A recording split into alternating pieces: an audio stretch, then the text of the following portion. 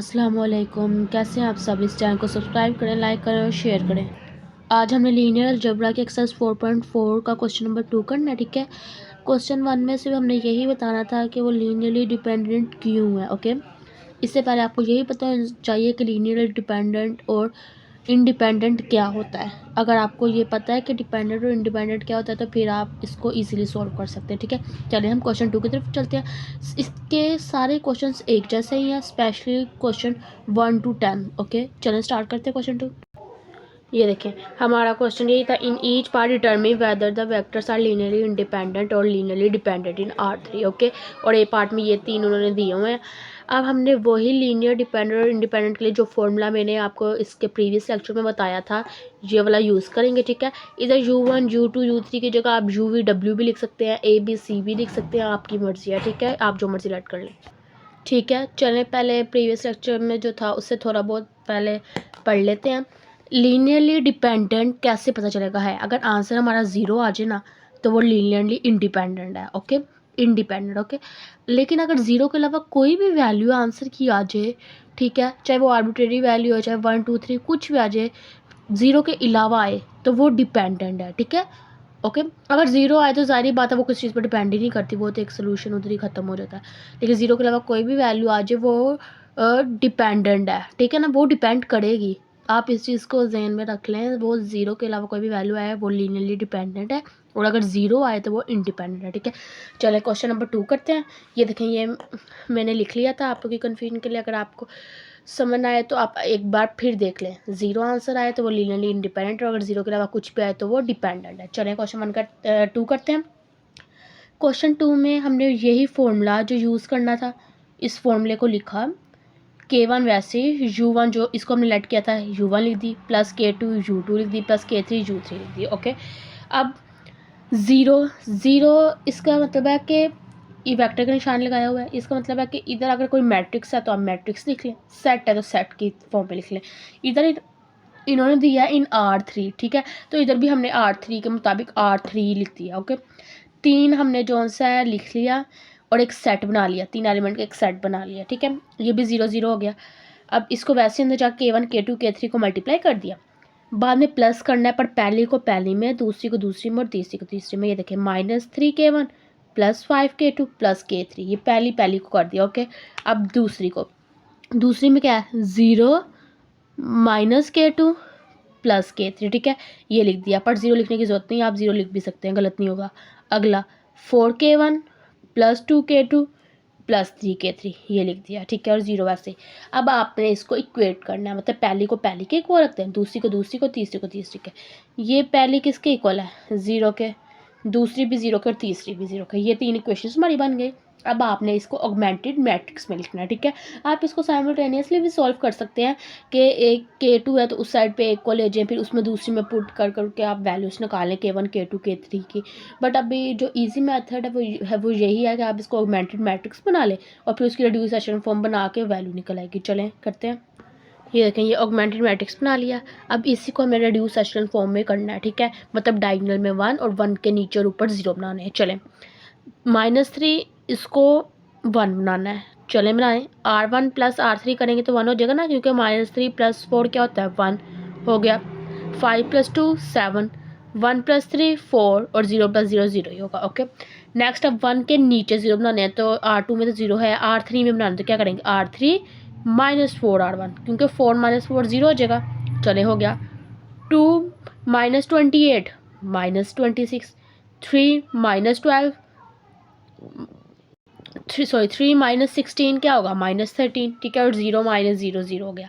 अब आपने जो सा इधर माइनस था ना, इसको भी आप +1 बना लें, तो मैंने इसी के साथ ही -1 से मल्टीप्लाई कर दिया और ये भी क्या बन गया, 1 बन गया। ओके, अब ये सारे साइन चेंज हो गए, क्योंकि खाली एक को नहीं चेंज करते, पूरी रो को चेंज करते हैं। अगर रो 2 लिखा है तो 0 के साथ कोई भी साइन लगाने की जरूरत नहीं है। -1 है तो +1 हो गया, +1 है तो -1 होगा, अगर 0 वैसे का वैसे।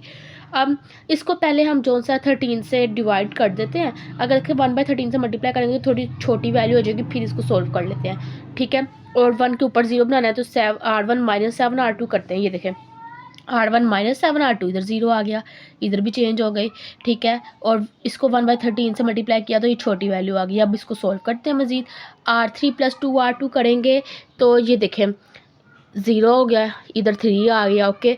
अब -1/3 R3 करेंगे, क्योंकि ये माइनस है ना, इधर 1 है तो -1/3 से मल्टीप्लाई कर देते हैं, कर दिया। अब इस 1 के ऊपर 0 बनाने हैं, तो R1 -11 R3, क्योंकि 11 - 11 0 होता है, और R2 + R3 -1 + 1 0 होता है।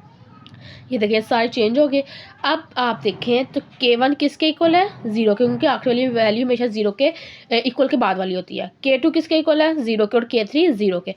तीनों वैल्यू 0 के इक्वल है। और हमने क्या कहा था कि अगर हमारा आंसर 0 आएगा तो वो लीनियरली इंडिपेंडेंट होगा, तो ये लीनियरली इंडिपेंडेंट है। पहला पार्ट का तो आंसर हमारा ये आ गया, ओके। अब हम सेकेंड पार्ट देखते हैं। ये देखिए, अब इसका नेक्स्ट पार्ट बी वाला पार्ट ये है, इसको भी इसी फॉर्मूले से यूज़ किया। इसको मैंने U1 U2 U3 और U4 ऐड कर लिया, ठीक है।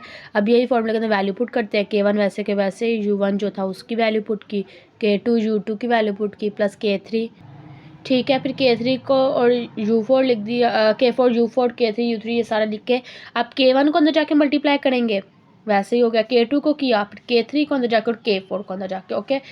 ए पार्ट में बस 3 उन्होंने दिए हुए थे, अब उन्होंने चौथा भी दे दिया, बस ये इसमें फ़र्क है। बी पार्ट में बाकी सेम वैसा ही है। अब प्लस करना है, पहली को पहली में ही करना है। इधर से ये देखें, -2K1 + 3K2 + 6K3 + 7K4, ये पहली आ गई आपकी, इतना हिस्सा, ठीक है। अब दूसरे को दूसरे में 0 + 2K2 - K3 + 0, ठीक है। ये 0 लिखने की ज़रूरत नहीं है मेरे पास, 2K2 - K3, आप 0 लिख सकते हैं, गलत नहीं होगा, ठीक है। अगला तीसरा K1 + 5K2 + K3 - 2K4, ये तीसरी वैल्यू होगी, ओके। और ये वैसे 0 से अब आपने इक्वेट करना है, पहली को पहली के इक्वल, दूसरी को दूसरी को, और तीसरी को तीसरी के। पहली किसके इक्वल होगी, 0 के, दूसरी भी 0 के, और तीसरी भी 0 के। ये 3 इक्वेशन हमारी बन गई। अब आपने इसको चाहे साइमल्टेनियसली सॉल्व कर लें, चाहे ऑगमेंटेड मैट्रिक्स बना लें। हम ऑगमेंटेड मैट्रिक्स बनाते हैं, ठीक है। फिर इसकी रिड्यूसेशन फॉर्म बनाकर इसमें K1 K2 K3 और K4 की वैल्यू निकालते हैं।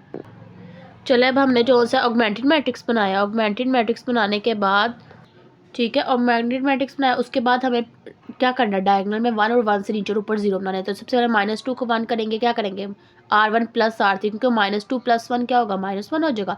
चले पूरी R चेंज होगी, R1। अब हमने 0 बनाना है इसके नीचे, तो हम इधर 0 जो सा कर देंगे R3 में, क्योंकि R2 तो 0 है पहली। इधर अब R3 में क्या करेंगे, 1 - 1 0 होता है ना, तो R3 + R1, ये देखें, ये ऑपरेशन अप्लाई किया, 0 हो गया, और बाकी भी चेंज हो गई। अब हमने ये -1 है, इसको 1 कर लेते हैं पहले, क्योंकि 1 होना चाहिए खाली, 1 कर लेते हैं, और इसको 1/2 से मल्टीप्लाई कर देते हैं, ताकि R2 भी चेंज हो जाए। ये देखें, ये 2 ऑपरेशन एक साथ अप्लाई कर लिए, ओके। अब जो सा है इधर खाली 1 हो गया, सारे साइन चेंज हो गए, क्योंकि -1 से मल्टीप्लाई किया, और इधर 1/2 से किया, और इधर भी चेंज हो गया, ओके। अब अपने 1 के नीचे 0 बनाने हैं और ऊपर भी, तो ये 2 ऑपरेशन अप्लाई करेंगे, R1 + 8 R2 और R3 - 13 R2। 1 से ऊपर और नीचे भी 0 बन गया, और ये सारी चेंज हो गई। तो अब आपने R3 इधर 1 करना है, तो इसी के रेसिप्रोकल से मल्टीप्लाई कर देते हैं, ताकि ये कट हो जाए और 1 हो जाए। तो 2/29 R3 कर दिया, ये 1 हो गया, ये भी सारी चेंज होगी, ओके। सिर्फ एक चीज़ को चेंज नहीं करना, पूरी रो को चेंज करना, जिस रो को आप कर रहे हैं, ओके। अब आपने इस 1 के ऊपर 0 बनाना है, ये देखें, इस 1 के ऊपर इस साइड पे हमने R1 + 11 R3 से 0 बना लिया। आप इधर भी बना सकते हैं, ठीक है, पर कोई फ़र्क ज़्यादा नहीं पड़ेगा, ये लीनियरली डिपेंडेंट होगी। क्यों, क्योंकि इतना हिस्सा तो चले, अगर आप कर भी लेंगे तो ये वाली वैल्यू तो फिर भी आ रही है ना आपकी, कोई ना कोई, और हमेशा इक्वल के बाद वाली आखिरी वाली इक्वल के बाद वाली होती है। तो मतलब कोई ना कोई वैल्यू आ रही है, खाली ये 0 के इक्वल नहीं आ रहा। अगर हमारा आंसर 0 के इक्वल हो तो वो इंडिपेंडेंट होता है, लेकिन अगर 0 के अलावा हो तो वो डिपेंडेंट होता है। तो ये तो 0 के अलावा वैल्यू कोई ना कोई आ रही है, तो ये लीनियरली क्या होगा, डिपेंडेंट होगा, ठीक है।